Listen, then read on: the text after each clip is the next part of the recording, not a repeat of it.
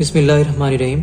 इस वीडियो में हमने डिस्कस करना है गाइड चैप्टर नंबर 41, जिसमें हम देखेंगे transport of carbon dioxide and oxygen in blood and tissue fluid, कि ये किस तरह ट्रांसपोर्ट होती है ब्लड और टिश्यू फ्लूइड के दरमियान और कौन से वेज होते हैं जो इसको ट्रांसपोर्ट करने में मदद देते हैं। सबसे पहले हम देखते हैं transport of oxygen. Transport of oxygen में हम देखेंगे कि ये किस तरह एल्वुलाई से ब्लड जो है वो ऑक्सीजन को पिक करता है, कौन सी पार्शियल प्रेशर की चेंजेस होती हैं जिनकी वजह से डिफ्यूज़ कर जाती है एल्वुलाई से पल्मोनरी जो ब्लड फ्लो होता है उसमें, और फिर आगे जो है वो टिश्यूज़ तक किस तरह सप्लाई की जा रही होती है।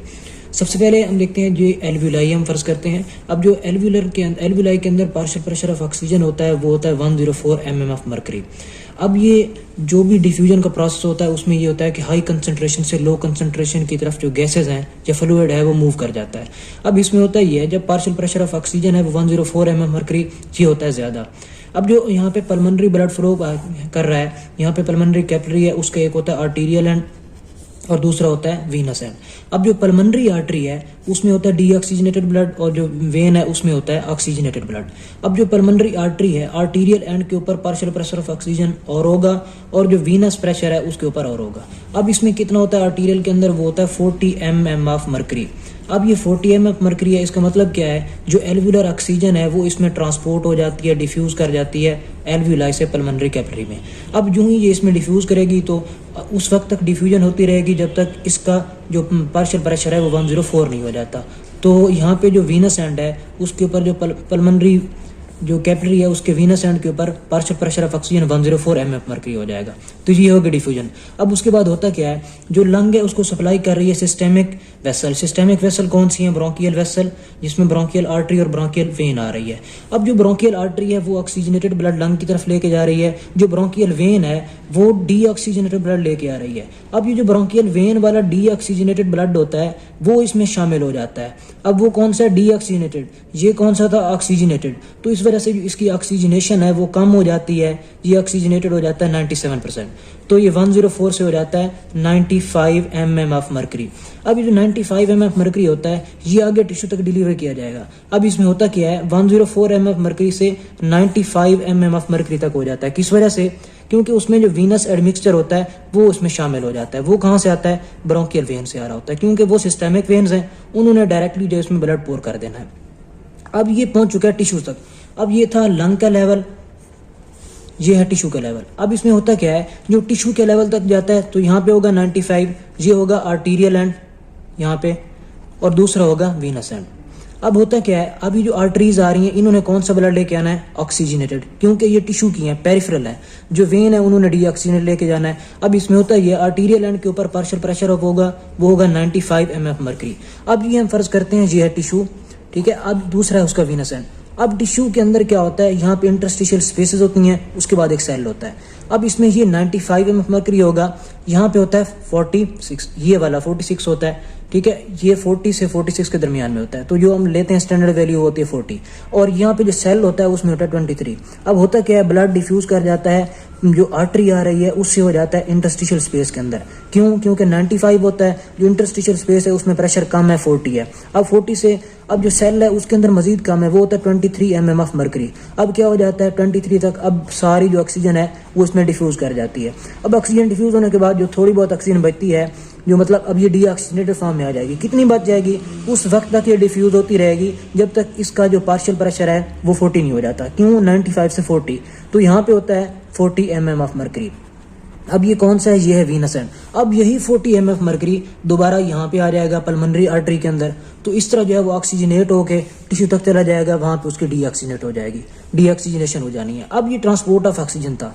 अब मीन्स क्या होते हैं, ये जो ऑक्सीजन ट्रांसपोर्ट हो रही है कौन से वेव से हो रही है। 97% जो ट्रांसपोर्ट होती है वो होती है ऑक्सी हीमोग्लोबिन के थ्रू, और जो 3% होती है वो होती है डिजोल्व फॉर्म में ऑक्सीजन। तो ये है इसमें मेजर रोल के ट्रांसपोर्ट ऑफ ऑक्सीजन कैसे होती है और कौन से इसमें वेव्स इन्वॉल्व हो रहे होते हैं, कौन सी पार्शियल प्रेशर की चेंजेस होती हैं। उसके बाद एक और चीज़ है वो है यूटिलाइजेशन कोएफिशिएंट। अब ये यूटिलाइजेशन कोएफिशिएंट क्या होता है, असल में जो यूटिलाइजेशन कोएफिशिएंट है इसमें मुराद ये होता है कि कितने % जो ऑक्सीजन है वो डिलीवर हो रही है टिश्यू लेवल के ऊपर, तो वो होती है अब ये हमारे पास यूटिलाइजेशन कोएफिशिएंट है 25% होता है। किस तरह?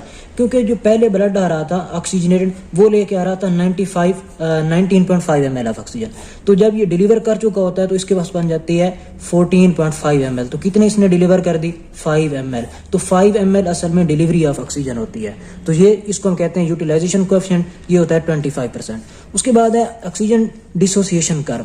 अब ये ऑक्सीजन डिसोसिएशन कर्व आपने बायोकेमिस्ट्री में पढ़ा होगा। ये ऑक्सीजन डिसोसिएशन कर्व होता है, ये होता है सिग्माइडल इन नेचर। अब ये सिग्माइडल कर्व है ऑक्सीजन डिसोसिएशन कर्व। अब इसके ऊपर बहुत सारी जो है वो इसमें फैक्टर्स इन्वॉल्व हो रहे होते हैं जो इसको राइट शिफ्ट करा देते हैं या फिर लेफ्ट शिफ्ट करा देते हैं। अब जो राइट शिफ्ट करवाने वाले फैक्टर होते हैं उन्होंने क्या कराना है, इसकी अनलोडिंग को बढ़ा देना है। अब अनलोडिंग किस तरह बढ़ेगी? जब कार्बन डाइऑक्साइड कंसंट्रेशन बढ़ जाती है, जब हाइड्रोजन कंसंट्रेशन बढ़ जाती है। जब हाइड्रोजन कंसंट्रेशन बढ़ेगी मतलब पीएच कम हो रही है, यानी कि एसिडिक कंडीशन है, ठीक है। उसके अलावा एक्सरसाइज की कंडीशन में ऐसा हो रहा होता है, एक्सरसाइजिंग जो मसल होते हैं उनमें जो शिफ्ट होता है वो राइट की तरफ हो जाता है। क्यों? क्योंकि वहाँ पे ऑक्सीजन यूज हो रही होती है और ऑक्सीजन वहाँ पे डिलीवरी ज़्यादा होनी होती है। उसके अलावा 2,3-बिसफॉस्फोग्लाइसरेट इसके लिए जो है वो ज़्यादा हो जाती है। तो ये इसमें फैक्टर्स हैं जो इसको राइट शिफ्ट करा देते हैं। इस हम फिनोमेना को कहते हैं बोहर्स इफेक्ट। अब ये जो बोहर्स इफेक्ट है इसने क्या करवाना होता है, इसकी वजह से राइट शिफ्ट हो जाता है। अब अगर इन्हीं फैक्टर को हम रिवर्स कर देते हैं तो इसकी वजह से हो जाएगा लेफ्ट शिफ्ट। ये है बोहर्स इफेक्ट। उसके अलावा एक और इफेक्ट होता है, उसको हम कहते हैं हेल्डेन्स इफेक्ट। अब हेल्डेन्स इफेक्ट में क्या होता है, ये बिल्कुल इसके अपोजिट होता है। अब इसमें क्या था, कार्बन डाइऑक्साइड कंसंट्रेशन बढ़ने की वजह से जो ऑक्सीजन डिसोसिएशन कर्व है वो राइट की तरफ शिफ्ट हो रहा था, यानी अनलोडिंग बढ़ रही थी। हेल्डेन्स इफेक्ट में इसके बरक्स होता है। वो क्या होता है, जब ऑक्सीजन कंसंट्रेशन बढ़ जाती है तो जो कार्बन डाइऑक्साइड है वो इसकी वजह से क्या हो जाती है, यानी कि जो कार्ब अमाइनो हीमोग्लोबिन बन रहा था उसकी शरह कम हो जाती है, उसकी फॉर्मेशन कम हो जाती है और जो ऑक्सी हीमोग्लोबिन है वो बढ़ना शुरू हो जाता है। तो उसको हम कहते हैं हेल्डेन्स इफेक्ट। ये था इस हवाले से जिसमें ट्रांसपोर्ट ऑफ ऑक्सीजन को हमने देखा। अब हम डिस्कस करते हैं कि ट्रांसपोर्ट ऑफ कार्बन डाइऑक्साइड किस तरह हो रही होती है। अब हम डिस्कस करते हैं ट्रांसपोर्ट ऑफ कार्बन डाइऑक्साइड। पहले हमने देखा ऑक्सीजन किस तरह यहाँ पे पार्शियल प्रेशर की वजह से डिफ्यूज कर रही थी। अब हम देखते हैं कि जो कार्बन डाइऑक्साइड है वो किस तरह ट्रांसपोर्ट हो रही होती है, उसमें कौन कौन से फैक्टर्स होते हैं। पहली बात हम देखते हैं कि कार्बन डाइऑक्साइड ट्रांसपोर्ट किन वेज में होती है। पहली बात होती है ये जो सेल है, हम फर्ज करते हैं एक सेल है, ये मेटाबोलाइज कर रहा है। अब सेल के मेटाबॉलिज्म की वजह से कार्बन डाइऑक्साइड प्रोड्यूस होगी। यहाँ पे है ये प्लाज्मा और इसमें है ये आरबीसी। अब होना क्या है, जो कार्बन डाइऑक्साइड है ये जो ही प्लाज्मा के अंदर आती है तो पहली बात तो ये है कि इसने डिसॉल्व फॉर्म में भी जाना होता है। दूसरी बात ये होती है कि जो कार्बन डाइऑक्साइड है डायरेक्ट ये कंबैट करती है, कंबाइन करके वाटर के साथ ये बना देती है H2CO3।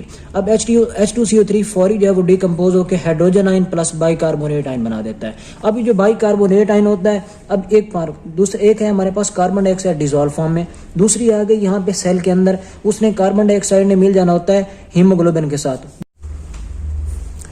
अब ये यहाँ पे 40 है तो इस वजह से क्या हो जाएगा, कार्बन डाइऑक्साइड 46 से 45 देन 40, तो यहाँ पे कार्बन डाइऑक्साइड डिफ्यूज कर जाएगी। अब जो कार्बन डाइऑक्साइड का पार्शियल प्रेशर है वो राइज कर जाएगा। कितना राइज हो जाता है, ये हो जाएगा 45 mm ऑफ मर्करी। अब देखें जो बाहर पेरिफेरल कैपिलरीज के ऊपर क्या था, जब आर्टीरियल एंड था तो उसमें partial pressure of carbon dioxide कम था, जिस तरह ऑक्सीजन ज्यादा था कार्बन डाइऑक्साइड कम होगा। अब क्या होगा, कार्बन डाइऑक्साइड सेल से इंटरस्टिशियम के अंदर, इंटरस्टिशियम से जो है वो कैपिलरी में चली जाएगी, तो इस वजह से जो partial pressure of carbon dioxide है वो राइज होकर 45 हो जाएगा।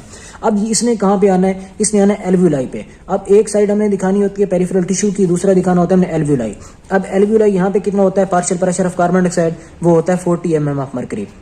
अब क्या होता है आर्टीरियल एंड के ऊपर कितना है, अब ये है पल्मोनरी आर्टरी, इसमें क्या होगा कार्बन डाइऑक्साइड ज्यादा होगी, वो कितना होता है partial pressure of carbon dioxide, वो होता है 45 mm ऑफ मर्करी। अब देखें 45 ज्यादा है 40 कम है, तो जो कार्बन डाइऑक्साइड है वो डिफ्यूज कर जाएगी एल्व्यूलाई के अंदर, तो जो कार्बन डाइऑक्साइड का पार्शियल प्रेशर रह जाएगा वो होगा 40 mm ऑफ मर्करी। ये जो 40 mm ऑफ मर्करी होता है ये यहाँ पे आ जाता है तो दोबारा जो है वो एक साइकिल चलता रहता है। तो इस तरह जो है वो कार्बन डाइऑक्साइड को ट्रांसपोर्ट किया जा रहा होता है। तो कार्बन डाइऑक्साइड की ट्रांसपोर्ट कैसे हो रही थी, कौन कौन से वेज आ रहे थे इसमें, और ये किस तरह जो है वो ट्रांसपोर्ट हो रही होती है, तो इसमें हमने देखा। उसके बाद होता है एंड पे है रेस्पिरेटरी एक्सचेंज रेशियो। अब जो रेस्पिरेटरी एक्सचेंज रेशियो नाम से जाहिर है कि मतलब ये एक्सचेंज रेशियो है किसके दरमियान, कि कार्बन डाइऑक्साइड की आउटपुट कितनी है और जो ऑक्सीजन है उसकी इनपुट कितनी है, इसको हम कहते हैं रेस्पिरेटरी एक्सचेंज रेशियो। ये अगर हम जो है वो अब ये डिपेंड कर रही होती है, ये रेशियो वेरी करती है न्यूट्रिशन के बेस पे। अगर न्यूट्रिशन में हम जो है वो सोलैली यूज़ कर रहे हैं कार्ब्स को, यानी कि कार्बोहाइड्रेट्स यूज़ कर रहे हैं, तो उसमें होती है 1.0, यानी कि जो कार्बन डाइऑक्साइड की आउटपुट होती है और ऑक्सीजन की इनपुट होती है ऑलमोस्ट उनकी बराबर होती है। अगर ये लिपिड्स और इस तरह की चीज़ें हैं तो ये हो जाती है 4/3 यानी 0.8। तो इस तरह ये वेरी कर रही होती है रेस्पिरेटरी एक्सचेंज रेशो। इसमें जो मेजर याद रखने वाली बात यह है कि रेस्पिरेटरी एक्सचेंज रेशो होती क्या है और इसकी जो है वो नॉर्मल वैल्यू क्या होती है।